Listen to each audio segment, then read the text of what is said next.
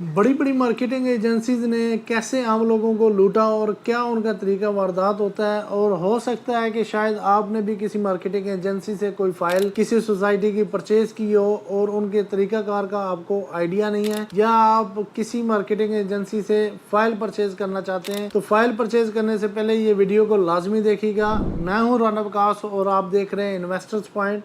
Detail में जाने से पहले मेरी आपसे रिक्वेस्ट है कि मेरे चैनल को सब्सक्राइब कर दें और बेल आइकन को लाजमी प्रेस करें ताकि आने वाली तमाम वीडियोस आपको बर वक्त मिल सकें और आपको ट्रू इन्फॉर्मेशन मिल सके। पिंडी इस्लामाबाद के अंदर बड़ी बड़ी मार्केटिंग एजेंसीज हमें पिछले 3-4 सालों में देखने को मिली और बड़े बड़े ग्रुप्स आए, उन्होंने 100 200 लड़के लड़कियां हायर की और हम हैरान होते थे कि ये इन लोगों को तो काम ही नहीं आता, ये जो फ्रेश लड़के लड़कियां हैं इनको तो काम ही नहीं आता, ये इनसे कैसे काम लेंगे। स्टार्ट में तो हमें हैरत होती थी कि ये कैसे इन्होंने हायर कर लिया है बिना एक्सपीरियंस के, बिना किसी चीज़ को देखे हुए। बड़ी बड़ी मार्केटिंग एजेंसीज उनको हायर कर रहे हैं। जो लड़के लड़कियां यूनिवर्सिटी से फ्री होते थे और कॉलेज से फ्री होते थे वो कोई ना कोई मार्केटिंग एजेंसी ज्वाइन कर लेते थे और फिर उन मार्केटिंग एजेंसीज में उनकी परमानेंट सैलरी लगाई जाती थी। फॉर एग्जाम्पल, अगर किसी मार्केटिंग एजेंसी ने किसी लड़के को हायर किया जिसका कोई एक्सपीरियंस नहीं है, फ्रेश लड़का है, उसको 60-70 हज़ार रुपये सैलरी पे उन्होंने हायर कर लिया। बड़ी अट्रैक्टिव सैलरी थी और लोग इस अट्रैक्शन में आते चले गए और धड़ाधड़ बड़ी बड़ी मार्केटिंग एजेंसी वजूद में आई। किसी के पास 400 लड़के लड़कियां हैं, किसी के पास 200 हैं, किसी के पास 100 हैं, किसी के पास 500 हैं। इस तरह की बड़ी बड़ी मार्केटिंग एजेंसीज वजूद में आई। उनका तरीकाकार क्या होता था, वो जो भी लड़के लड़कियां हायर करते थे एक हफ्ता उनको ट्रेनिंग दी जाती थी कि आपने सोसाइटी की फ़ाइलें कैसे परचेज़ करनी है, क्योंकि वो मार्केटिंग एजेंसीज़ ने जितनी सोसाइटीज़ न्यू सोसाइटीज़ थी उनसे उन्होंने बल्क में डील की हुई होती थी, उनको फ़ाइलें मिलती थी और वो फ़ाइलें उन्होंने आम लोगों तक सेल करनी होती थी। उनको सेल करने के लिए फ्रेश लड़के लड़कियां उन्होंने हायर की ताकि उनकी जो फाइल्स हैं वो इजीली आम लोगों तक पहुँचें। एक हफ़्ता ट्रेनिंग देने के बाद वो ट्रेनिंग क्या होती थी, वो ये कहते थे कि ये फ़ाइल है, ये सबसे पहले आपने अपने घर वालों को सेल आउट करनी है।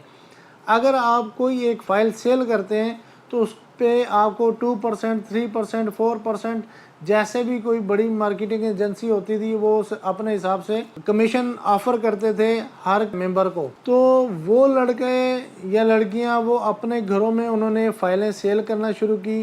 घरों से बात निकली तो रिश्तेदारों तक पहुंची, रिश्तेदारों से निकली तो दोस्तों तक पहुंची। यूं देखते देखते पूरा पाकिस्तान उन मार्केटिंग एजेंसीज की लपेट में आ गया और आम लोग इस तरह बैठे बिठाए लुट गए। अब मज़े की ये बात थी कि जितनी सोसाइटीज़ आई थी उन्होंने अपनी डाउन पेमेंट इतनी डाउन रखी थी कि हर रेडी वाला, रिक्शे वाला, मोटरसाइकिल वाला, साइकिल वाला, इवन जो जिसके पास जितने पैसे होते थे वो उससे भी निकलवा लेते थे कि ये इतनी डाउन पेमेंट है, आपको इसी फाइल के ऊपर हम प्रॉफिट जनरेट करके देंगे। तो ये एक लोअर मिडिल क्लास यानी कि अट्रैक्शन डाल के उन्होंने लोअर मिडिल क्लास को अट्रैक्ट किया और लोग उसमें धड़ाधड़ शामिल हुए। इवन किसी के पास 50 हज़ार रुपये थी तो 50 हज़ार रुपये भी डाउन पेमेंट दे के उन्होंने फाइल परचेज करवा दी। अब आम लोगों को ये चीज़ समझ नहीं आई कि हम डाउन पेमेंट तो दे रहे हैं लेकिन इसके बाद जो इंस्टॉलमेंट्स का शुरू होंगी वो कौन देगा। मार्केट में एक एक मार्केटिंग एजेंसीज ने हज़ारों की तादाद में फाइलें आम लोगों तक बेची और फिर उनको इंस्टॉलमेंट्स के लिए ब्लैकमेल करते रहे, आपकी ये अमाउंट डूब जाएगी, आप मज़ीद जो है वो इंस्टॉलमेंट्स पे करें। आम लोगों ने ये किया कि अपनी डाउन पेमेंट बचाने के लिए मज़ीद इंस्टॉलमेंट्स जमा करवाते रहे। मीन्स कि अगर आप एक फंदे में फंसे हैं तो दूसरे फंदे में फंसने के लिए फिर तैयार हो गए। तो अपनी डाउन पेमेंट बचाने के लिए वो मज़ीद इंस्टॉलमेंट्स पे करते रहे हैं। कुछ लोगों की तो मुझे कॉल्स आई कि उन्होंने फुल पेमेंट भी जमा करवा दी है, इवन किसी ने तो डेवलपमेंट चार्जेस भी पे कर दिए। लेकिन वो सब कुछ पे करने के बाद सोसाइटी वालों से जब रब्ता किया गया कि हमें पोजेसन दें तो सोसाइटी वाले साफ इनकार करके हमारे पास कोई पोजेसन नहीं है, कोई डेवलपमेंट नहीं है। इवन बहुत सारी सोसाइटीज़ के पास तो एनओसी नहीं है और इसके बावजूद उन्होंने इंस्टॉलमेंट्स भी ले ली, लोगों से डाउन पेमेंट भी ले ली और डेवलपमेंट चार्जेस भी ले लिए। لیکن یہ اتنا بڑا فراڈ ہے، اس پہ RDA بھی خاموش رہا ہے، اس پہ CDA بھی خاموش رہا ہے، ایون اس پہ نیب یا FIA بھی خاموش رہی ہے۔ ان کی خاموشی بتاتی ہے کہ یہ لوگ ملے ہوئے ہوتے ہیں اس سوسائٹی مافیا سے۔ جب تک عام بندہ ان کے خلاف خود نہیں کھڑا ہوگا، یہ سوسائٹی مافیا عام لوگوں کو ایسے ہی لوٹتے رہیں گے۔ جب تک کوئی سوسائٹی NOC اپروول نہ لے تب تک اس سوسائٹی کے اندر 1 روپے کی انویسٹمنٹ نہ کریں، ورنہ یہ لوگ امیر سے امیر ہوتے جائیں گے، عام لوگ غریب سے غریب تر ہوتے جائیں گے۔ اس معاملے کو کوئی نہیں اٹھا رہا، میں اس لیے یہ اٹھا رہا ہوں کہ مزید لوگ ان کے چنگل میں نہ پھنسیں، اپنی اماؤنٹ کو ایسے درندوں کے حوالے مت کریں، اپنی اماؤنٹ کو وہاں انویسٹ کریں جہاں پہ آپ کی گرپ ہو، آپ کی نظر ہو۔ بڑے دور دراز لوگوں سے مجھے کالیں آئیں، ایون کراچی سے بھی لوگوں کی کالیں آئیں، انہوں نے کہا فلاں سوسائٹی میں ہم نے انویسٹ کیا ہے، فلاں سوسائٹی میں انویسٹ کیا ہے، یہ کیسی ہے؟